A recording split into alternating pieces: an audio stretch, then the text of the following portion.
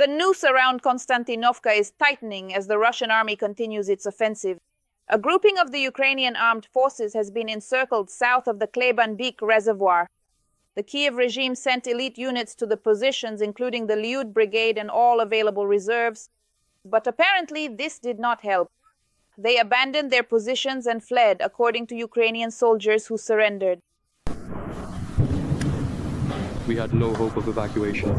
We cautiously approached a small unit of Russian soldiers and then, without hesitation, surrendered ourselves completely to them. According to the Russian Ministry of Defense, nearly 30 square kilometers of territory in the area of the Klebanbek reservoir have been liberated from Ukrainian control over the past week.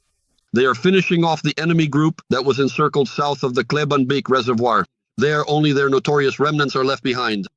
Azov fighters, banned in Russia, bandits and terrorists, are recording complaint videos about how their command abandoned them. Well, they really were left there to die.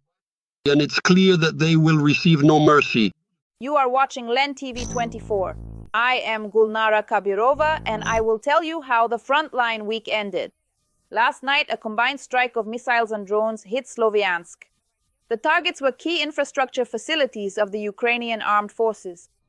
The headquarters at the Shaktostroitel Sanatorium and the Karamash repair plant, which was used as a logistics hub by the Ukrainian Armed Forces, have been destroyed, as well as communication nodes, generators, and stocks of material and technical supplies.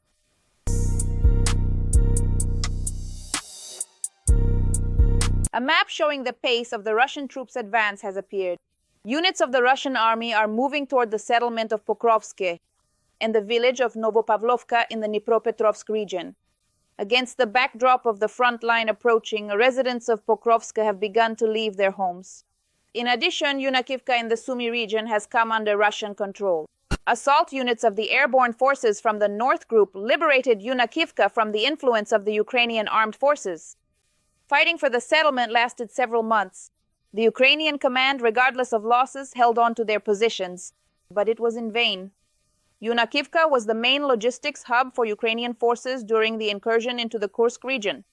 The liberation of the settlement is a major and important step in creating a security zone near Russia's borders. Over the past week, in the area of responsibility of the North Troop Grouping, the Ukrainian Armed Forces lost 1,250 personnel. 50 servicemen, 3 tanks, 4 armored fighting vehicles, 62 vehicles, and 15 field artillery pieces. 9 electronic warfare and counter-battery stations, as well as 29 ammunition and supply depots were destroyed.